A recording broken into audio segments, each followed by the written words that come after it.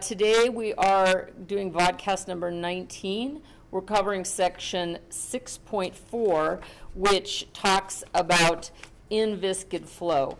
And we're going to look at some ideas about what in-viscid flow means, and also when it's appropriate to make the assumption that a fluid flow is in-viscid. When we start using the equations of computational fluid dynamics, it becomes very important to eliminate the terms that are not essential to describing the fluid flow, and viscous versus in-viscid is one of the first things to go. The other thing that we need to talk about is whether the flow is rotational or irrotational, because if it's irrotational and in-viscid, that's another really big assumption that we can make. So we're going to do a mathematical test for rotational flow or irrotational flow. And it's a very simple little test, so that's the good news. So if we can make the assumption that we have an in-viscid irrotational flow, turns out we can use the Bernoulli equation in its form that we've been using for a while, which is very, very useful. If the fluid is not in-viscid and is not irrotational, so in other words, if it's viscous and there's a rotational component, then Bernoulli isn't going to work for us. We're going to have to get into much more complicated mathematical schema in order to solve the problems. So having said that, let's get started with some information, and then I am going to work 3 problems today from 6.1, 6.2, and 6.4. All right, so 6.4 to begin with, in-viscid flow. What are we talking about? Well, in-viscid flow, no fluid is completely in-viscid, but it means that viscous effects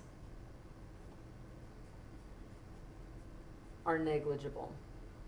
And it does take a little bit of mathematical and engineering sophistication to decide whether that is a valid assumption or not. But for now, let's talk about this. Let's say if we have a fluid and we have a normal stress acting on it, the pressure of the fluid will act backward to it. So we can say that normal stress, the symbol sigma, which is what we've used in other classes. I'm going to change pens here just a second. I don't like that one as well as my other pen. So sigma is equal to the negative of the pressure, just indicating that one is a pushback to the other. And we can define the pressure based on direction. So in other words, we could say negative P, negative pressure, is equal to sigma xx because it's along a single axis, is also equal to sigma yy is equal to sigma zz. All right, so what we're saying there is that we're talking about the compressive forces on the different axes. So we could make this assumption as well, or this drawing. In other words, to take those 3 axes. And what this does is, if we have a negative sign, that means that compressive normal stress will give a positive value for P, or compression is negative. And that's the same as we've been using in mechanics of materials for those of you who have been in that class. So when we take a look at the textbook, and I'm going to pull this up on our Moodle website so that we can take a peek at the equations. When we take a look at our Moodle website and we come down to chapter 6 and we look at the textbook for chapter 6, we see, I'm going to go down to page 317, which is the beginning of chapter 4, or excuse me, section 4, and we have some equations that relate to the pressure and the velocity field. So let me, almost there, 16, 17, there we go. And these equations are referred to as Euler equation. The spelling E-U-L-E-R is pronounced Euler. So if you look at these equations at the bottom of page 317, what you'll see is we have a density times G minus a pressure gradient in a particular direction will be equal to the factored out density times the, basically it's a gradient it's a gradient dotted with the velocity term. And so what we basically have then is something that looks similar to what we came up with using a material derivative. But we have convective terms over here, the XYZ stuff, and we have the unsteady terms with the time variable in the first part. So this can be expressed, like I said, we have the gradient dotted with the velocity, and then times the velocity with the unsteady terms as well. Now, the one thing that you need to recognize is that Euler's equations of motion apply to inviscid flow fields. So once again, we haven't really talked about how we can make this assumption, but if we can't make the assumption, then the equations are not valid. So this applies to an inviscid flow field. Right. So the other thing is that continuing on with equations, let's see, let me write these numbers down for you. This would be 651 A, B, and C, just for the different directions. All right. So when we take a look at this, we have to make that assumption of inviscosity, which we'll talk about in just a moment. Now, the Bernoulli equation, which we are well acquainted with, also, in addition to, we have it written in some different forms here that are a little bit more complicated, but this is applicable, of course, along a streamline.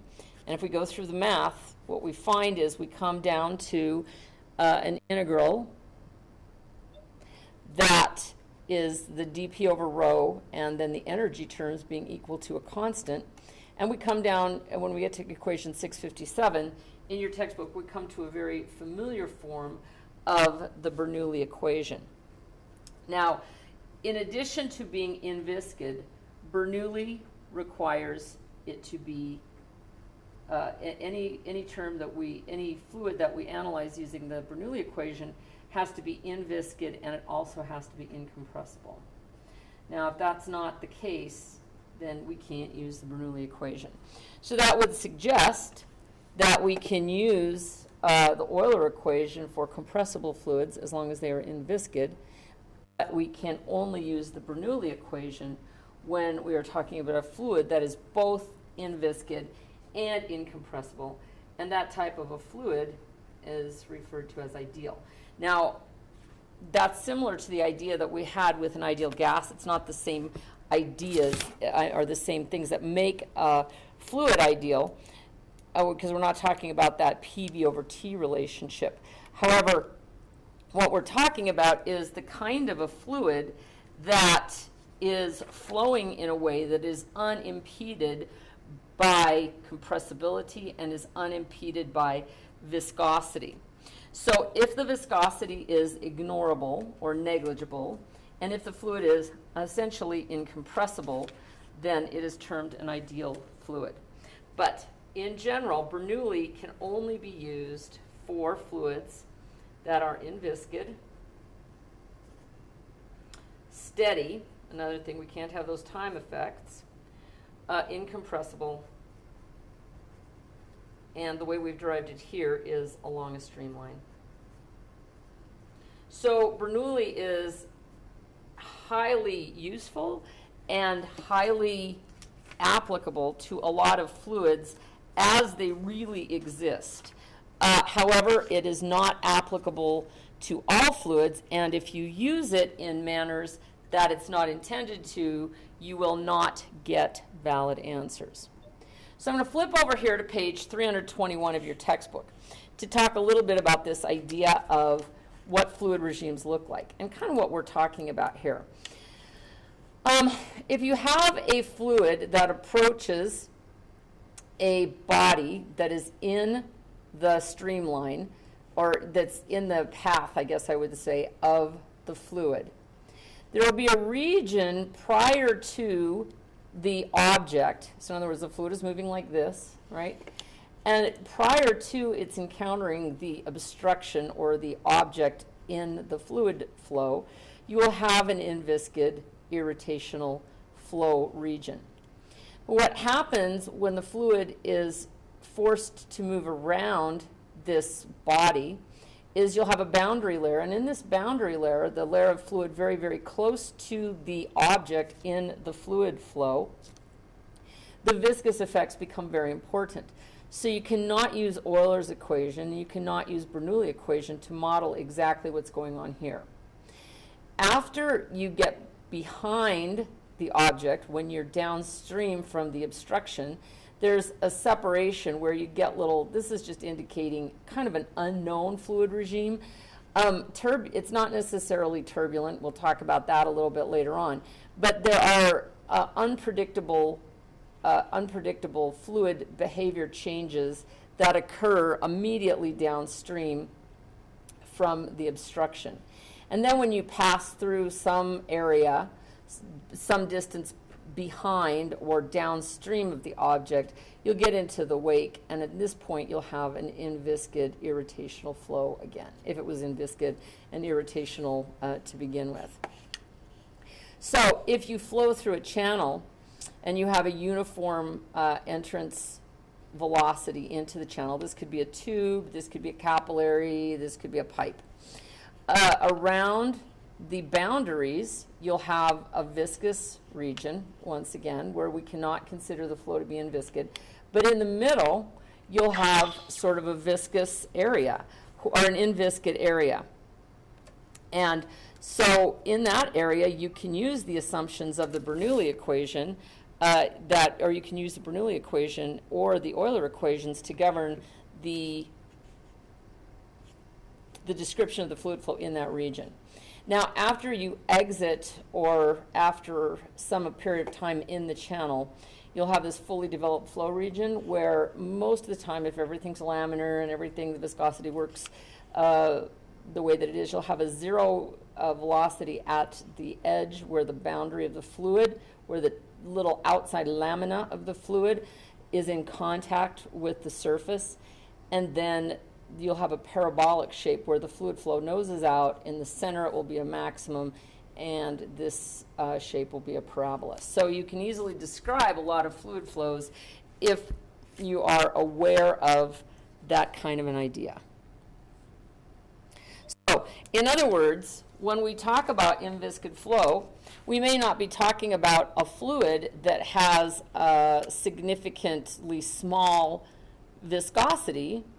However, we may just be talking about the center region where the fluid is only interacting essentially with the other lamina of fluid and is not interacting with the walls of the conduit. That is not always the case, but that is sometimes the case.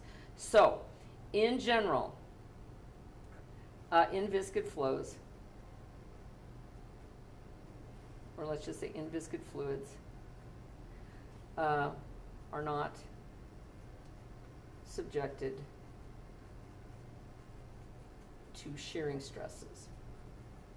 So once again, if you've been in mechanics of materials, you know that shearing stresses tau are created when forces are parallel to a plane of action.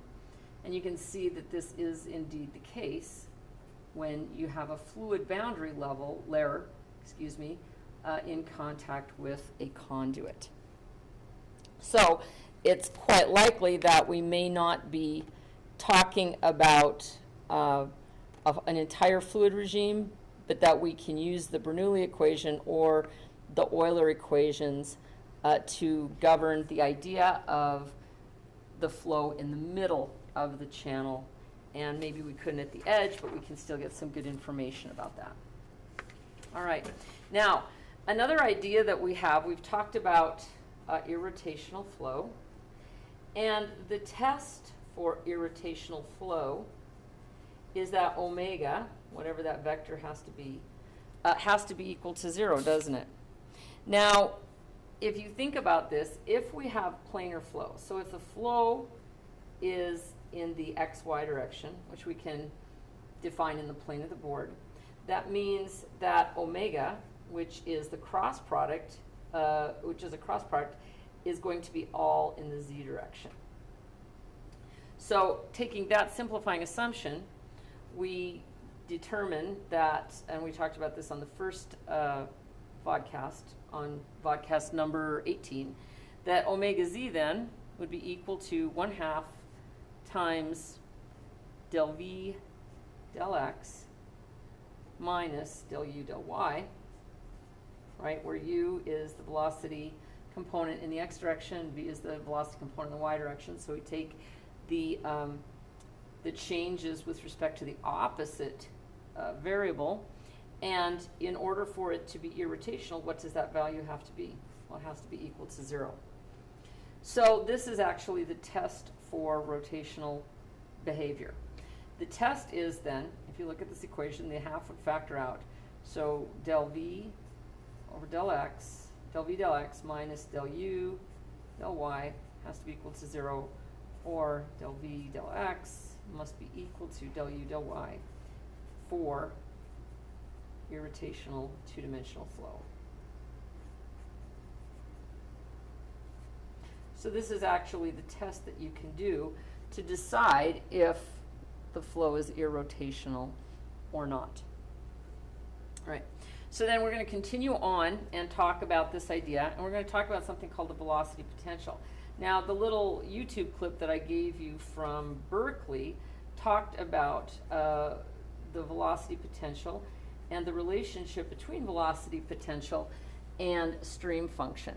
But basically, the deal is that for an irrotational flow, the velocity gradients are related in such a way that we can come up with a function, phi, which is called the velocity potential. And potential just means direction of change, or it's like potential energy. It's not exactly the same, but we're talking about a direction of change. So we can think about u, or the velocity component in the x direction, as being del phi del x, and similarly v is del phi del y, and w, the velocity component in the z direction, is del phi del z. All right. And so that is just, so in each case, phi is the velocity potential.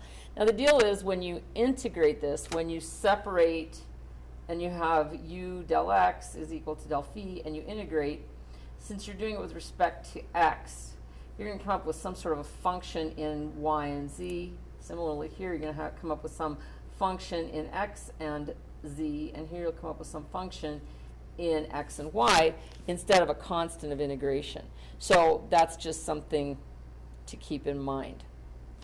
So in vector form, you can say that velocity is equal to the gradient of the velocity potential, so that for an irrotational flow, the velocity can be expressed as the gradient of a scalar function, which sometimes comes in handy. So for an incompressible fluid, we know if it's incompressible, and we know, of course, that in any case, since we have to conserve mass, that the gradient dotted with the velocity, which is that bulk dilation, has to be equal to 0.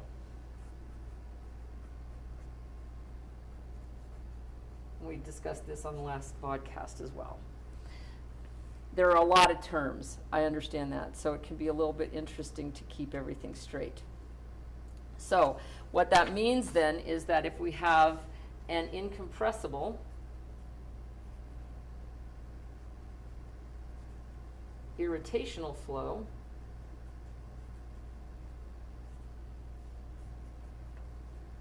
that means that, of course, v is equal to the gradient of the velocity potential, that the gradient squared of the velocity potential also has to be equal to 0.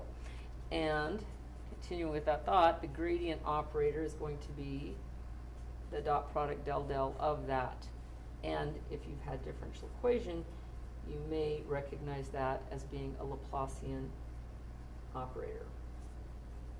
If not, it doesn't matter at this stage of the game. At some point, if you get into computational fluid dynamics, that will become very important, but at this point, it's okay.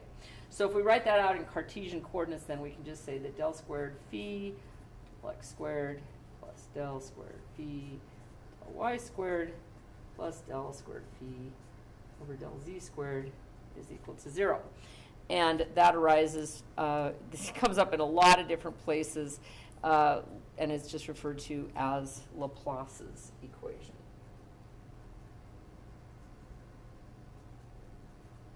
Okay. So in this class, we're not going to really be using it to any great extent, but I think it's important that you have seen that. The other thing is, if you take a look in your book on page 323, you can see Laplace's equation in cylindrical coordinates as well. And once again, we're not really going to do very much with that. This is more of an acquaintance. We just want to bring this into your field of vision and let you know that there is a way that we may be dealing with that. All right, so having said that, we have some different ideas where we are relating the stream function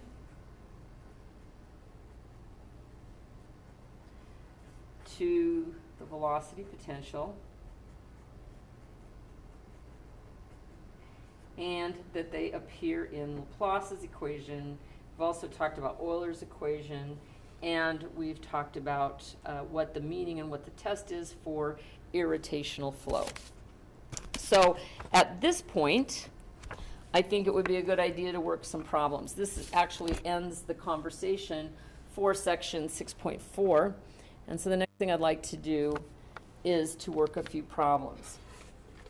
The first problem that I'd like to work is 6.5. I'm going to actually work 3 problems, 6.5, 6.16, and 6.20 on this vodcast. So if we take a look at problem 6.5 at the end of this chapter, we come up with page 372.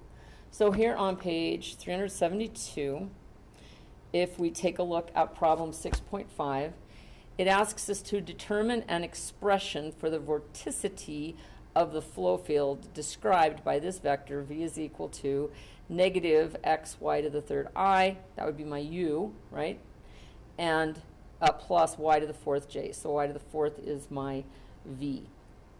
So it asks me 2 questions on problem 6.5. It says expression for vorticity, and is the flow irrotational? All right. So having said that, let's go back to the document camera and work it out. All right. Well, first of all, what is vorticity? If you remember, that's this symbol that I find very difficult to draw. Is equal to 2, that vector is equal to 2 times omega. So if we look at this expression, as we said, since the velocity vector is negative xy3 I plus y to the fourth j,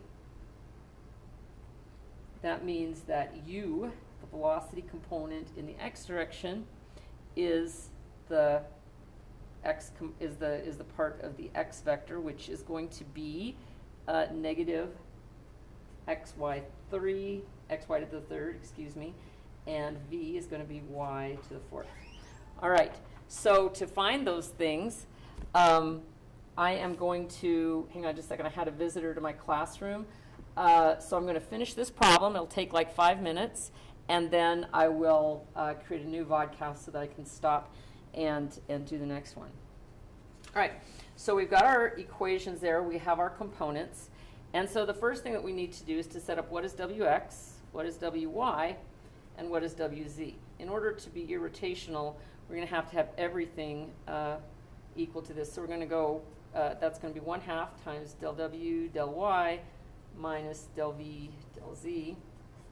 And this will be 1/2 del U, del Z, minus del W, del X. So we're taking all of the opposite variables to get that rotational effect, which makes sense, doesn't it? If you have a z component of something, the rotation is going to be in x and y. So if I continue out, write those equations, we can do our partials and come up with some answers. So if you look at this, del w, del y, we don't have a del w, so that's equal to 0. Del v, del z, making sure you can see that, is also going to be equal to 0. So that is 0.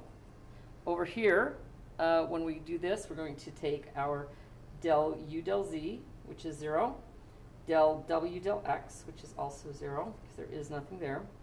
And then over here, we're going to have 1/2. Now here we may actually get something. Del v, del x is 0. However, what about this? Del u, del y. Well, if y is my variable, that's going to be minus 3xy squared, isn't it? All right, so that's going to give me something that looks like this. It's going to be minus a minus, actually, so that's a plus. So this is 3xy squared over 2. So what does that tell me? I do have a wz component. Well, if I take the vorticity, which of course, once again, is that thing that I have trouble drawing, that's going to be twice my omega vector, or 2 times wx, which is 0, wy, which is also 0, but then I have my 3xy squared over 2 in the k direction, and so that just means that my vorticity is 3 times, this is 2 times 2, so that's going to be 3xy squared in the k direction. All right, so I have my function for my vorticity, and the question is it irrotational? Well, the answer is no, because if it was irrotational, my vorticity and my omega would have to be equal to 0. All right, so that's it for problem 6.5. I'm going to stop vodcasting right now, and I'll call the next vodcast 19A, and I'll do the next 2 problems.